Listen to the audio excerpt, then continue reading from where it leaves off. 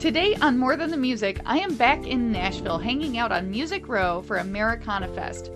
I'll be sitting down with actor and musician C. Thomas Howell. Then I'm headed over to the coolest co-working space in town, y'all. It's called Indo Nashville, and I'll be chatting there with David Starr. Hey guys, what's up? We are hanging out with C. Thomas Howell. Thank you so much for talking to us. Pleasure. I am super stoked for this.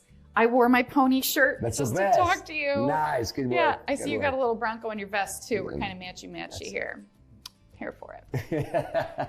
Obviously, I want to talk about your acting career, but first we are here to talk about your new single, Rose Hill. I've listened to it probably 10 times over. Wow. It's a lovely tune. How did it come about? Talk to us a little bit about the inspiration there and the history of that. My songwriting comes from some sort of inspiration or emotional drive. I've been a big fan of the Allman Brothers for a long time, and we went down to Macon to play a gig down there. We went down to Rose Hill Cemetery, and that's where 4 of the band members are buried now. Coincidentally, Otis Redding is also there. And there was something about being at a place that they used to go to. I got down there and submerged in it, sat by the river, the train rolls by, and you just can't help but feel creative. Because I was just lost in the sort of the moment and the emotion of it all. But went home, and a couple of days later, just poured out and put my album together and let my people listen to my record. And they felt like this should be the first single. It's being called sort of a tribute to the Allmans. Mm-hmm. And of course it is. It wasn't like, that wasn't what I set out to do. It wasn't my intention. You were a rodeo star when you were young? Well, 1979, 1980, and 81, I was California State all-around champion. It was what I wanted to do, and we took it very seriously. My father was ranked professionally as a bull rider and rode bulls professionally for 10 years. And we still team rope together and have horses and still compete on another level. That's awesome. What to you are the similarities and differences between acting and playing and writing music? Like that creative juice, like what is that like for you? Well, I will say this, I didn't anticipate a seamless transition from acting into songwriting, but you know, hindsight, I realized my 40 years of training in storytelling made it quite simple. By studying and working with some really great songwriters, I've learned that there is a structure and there's a way to approach it. I used to approach songwriting just from more of an emotional standpoint. And now you can sit down and say, let's write a song, and I'll say, hand me my guitar and we can write one, because I understand how to go through that process. Gotcha. Before, it used to be a little tougher because I felt like I needed to be motivated or moved. As an actor, you have to be a quick study. They don't understand that it doesn't begin with reciting dialogue. It begins with understanding intention and behavior and things that make the dialogue part of it simple. All this training that I received since I was 7 years old was deliciously transferable, and I didn't anticipate that. Yeah. And that just made it, wow, okay, I can do this and I belong here. More with C. Thomas Howell after the break.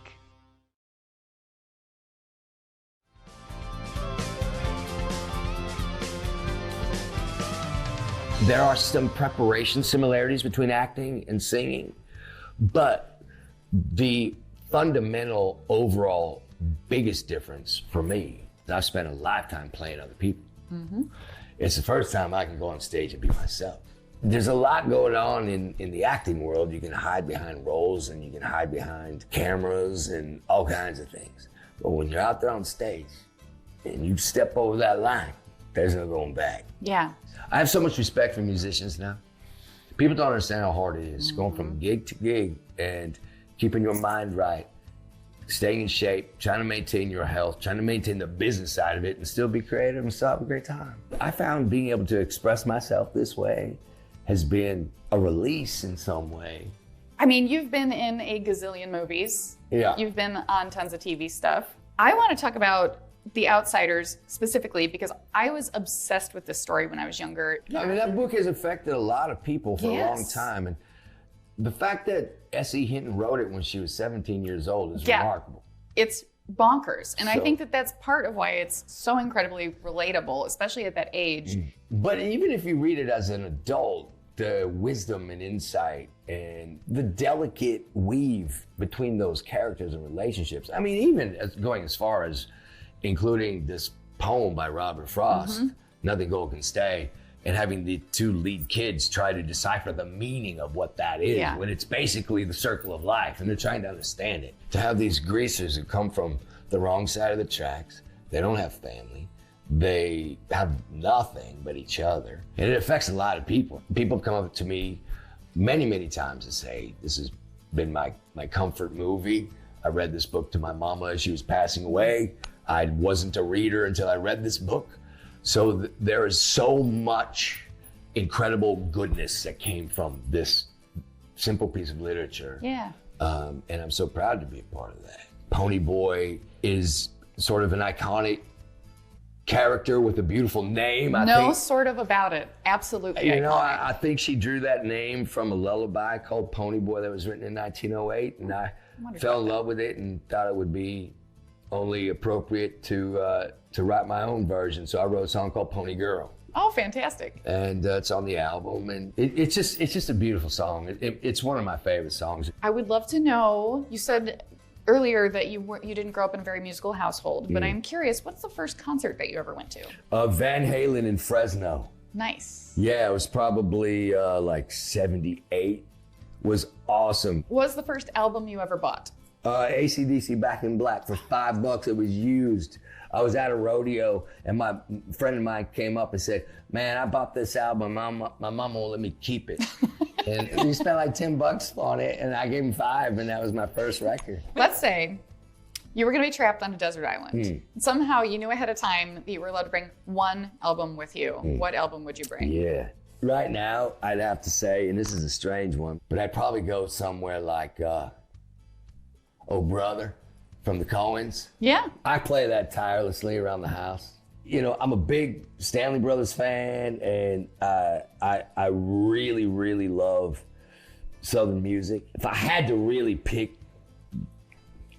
one album, it would be Live at Fillmore East. That's a full circle moment right there. I want to talk about Obliterated. This is a Netflix series that is coming out, the team from Cobra Kai. Yeah. Like, that is so exciting. So I got this new gig that's just been, you know, I'm older than dirt and I've been doing this for a long time, but this is my favorite job, my favorite piece I've ever been a part of. It might be my favorite role I've ever played. Wow. And like you said, it's produced and created by the team of Cobra Kai, who come from background of comedy. I mean, they also did Hot Tub Time Machine and Harold and Kumar, and so they're funny guys. If I had to give you just a one sentence pitch, it's The Hangover meets 24.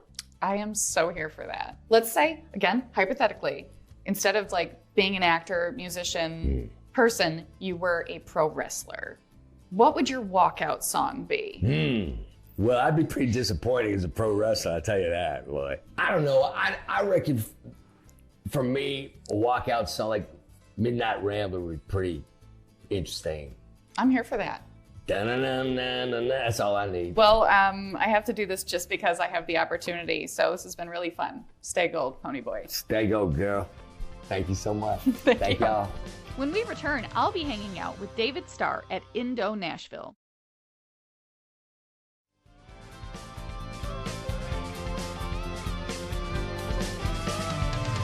Hey guys, we are at Indo in Nashville hanging out with David Starr from Americafest. Thank you so much for chatting with us. Thanks for having me. I'm thrilled to have you on the show. So you guys are out here from Colorado, coming in for the fest, I'm guessing. Yes. So I want to talk to you about your singles. Talk to me a little bit about Poison the Water. How did that song come about? That's an old song. Okay. I wrote that 93, 94. But I wrote that in response to a couple of things, one of which was the political climate, which was fairly toxic at that point in time. Also, I think, if I'm not mistaken, that we had somebody from Arkansas who was of national prominence back then. So I wrote that as sort of a commentary, if you will, a thinly veiled commentary, and it just seemed appropriate to drag it out and redo it. So it's on an album called Broken Nine that I did, a homemade album back even before computers were the thing that you made records on. I made it on old ADAT digital tape, did it at home. There was a drum machine for a drummer, and I played everything. I liked that version fine, but I wanted to bring it out and redo it. And this particular version, the new one, my friend Mark Prentice, who played on it and co-produced, we brought in a friend of his named Reverend Joseph Rice. And Joseph, we just said, he said, what do you want me to do? And I said, just do kind of a call and response thing. So he gives it some righteous indignation that it needed. Love it. So I wanted to talk to you about Touchstones. It's a really, really cool concept. I saw that you released a song every month throughout, was it 2021? So during the early months of the pandemic, I, like some other people I talked to, we were kind of unsure what to write about or what to do. We couldn't perform. And so I got in touch with some folks down here when it was a little safer to get out and travel, conceivably. And I said, let's record a bunch of cover songs. Always wanted to do it because I grew up playing in cover bands, playing a lot of these songs. I was a drummer growing up, a singing drummer. So I have a history with some of these songs. And so that was the impetus behind it. And there was never supposed to be a CD. We were just going to do one video and one song. And then we did another and another. And then we thought, well, we're on this roll, we'll just keep doing it. And then at the end of all that, everybody said, well, you really ought to do a CD. So it ended up being the most expensive project I've ever done when it was supposed to be something to fill. Yeah, and I had to license everything. Yeah. So we got a lot of mileage out of it. And people seem to enjoy my original stuff. But if they lose attention, I've noticed in an audience, if you throw in a John Prine song or a Van Morrison song, you bring them right back to center, you know. So, and I grew up on that stuff. So I want to talk to you a little bit about your life in Colorado. So you've been out there for a while. I was talking to your wife before the interview, and she was talking about the Grand Mesa Arts and Events Center. That's something that, if I'm understanding correctly, you guys kind of built and made yourselves. We got married almost 9 years ago, and after a year or two of being there, she said, this town could use a performance space that's sort of all its own. I had produced concerts locally there in some other spaces, but none of them were what I'd call available all the time for that sort of thing. Ultimately, what we did is we got together with a lot of other people, like-minded people. We met in secret for the first few times because it was kind of like, can we even talk about doing such a thing, you know? So we did that and then formed a nonprofit, 501c3, and directly across, kind of at an angle across from my store, there was a building that was a bank at one time and a mercantile, and it's been there since the early 1900s. And at that moment in time, it was empty. So we looked into leasing it. Fast forward, we leased the building, raised a lot of money to rehab it. The concept was this: half the building, and it runs lengthwise like a lot of old buildings, half the building is a visual space with a gallery and a teaching room and an office/green room. The other side houses the equivalent of a black box theater that's rectangular, but awesome. It's got a stage with installed sound and lights. And then we don't have fixed seating, so during the week it's used for yoga, kids classes, art classes, dance, whatever. But when we want to do a show, we can seat about 170 people in there in folding chairs. Been remarkably successful. The community has stepped up and really supported it. And, you know, as John Oates said when he first stepped on stage and played a few notes for sound check, he said, well, it really helps when a musician designs the room. It sounds fabulous in there. Awesome. So it's sort of a life-changing thing for us, and I've watched it sort of change the community. More with David Starr after the break.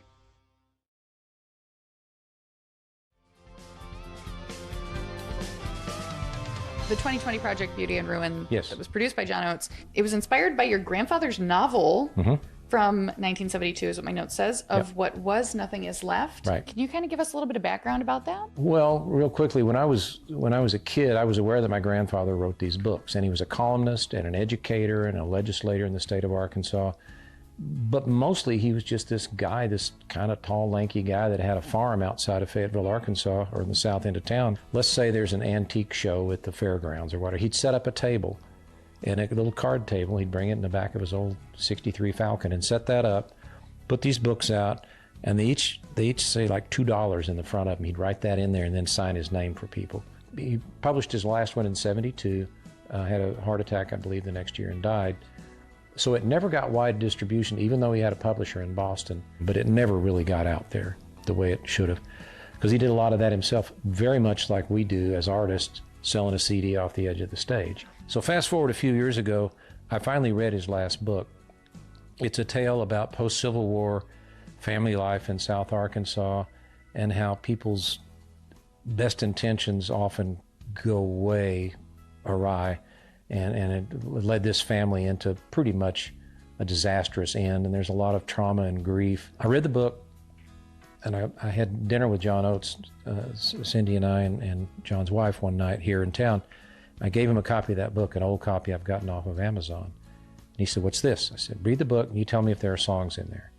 So he calls me in a couple of days and he said, "What do you want to do?" And I said, "Let's get some songwriters involved, and then they will submit songs inspired by the book." And he finished the sentence by saying, "And then we'll do a concept album based on it." And I said, "There you go." To me, it was sort of the epitome of a Nashville thing, where we did the record in Nashville, we wrote most of it in Nashville, there were all these writers involved, Kate's firm was involved, there was a book printer involved, there was a graphics person that did all the printing of the book.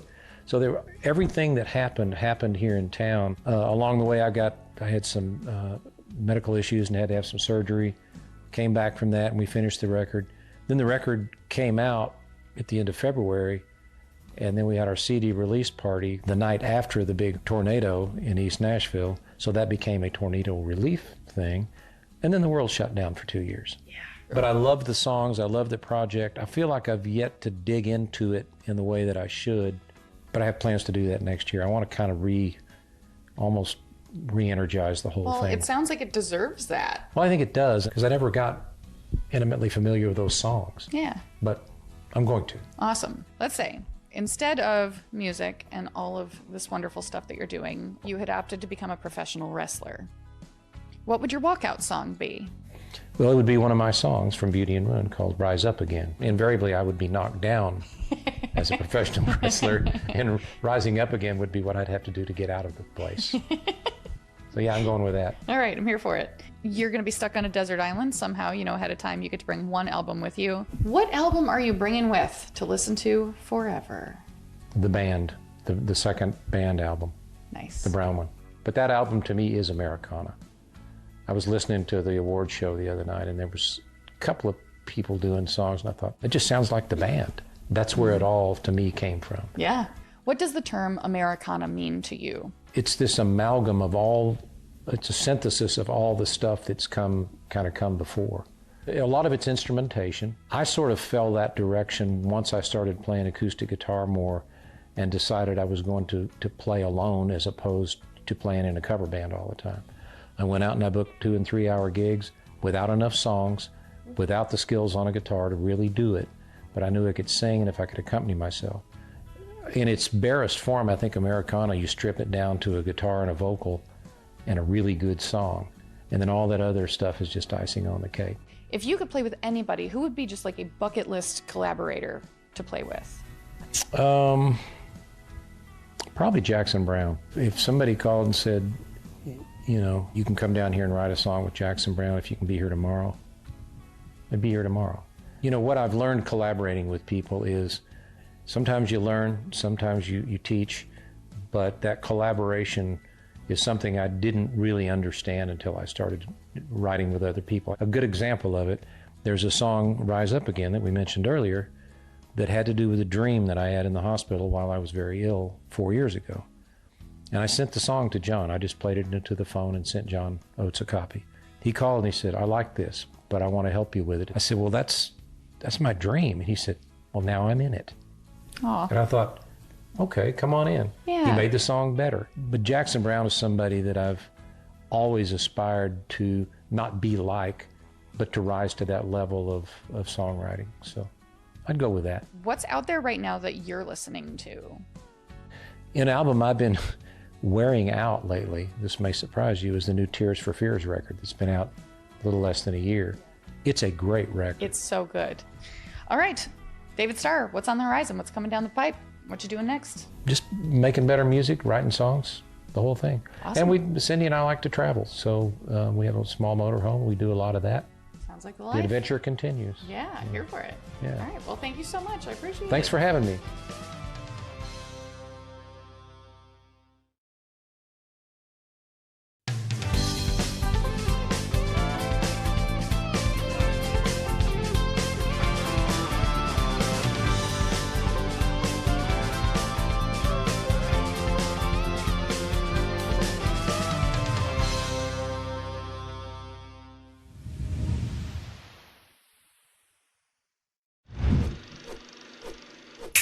It's good.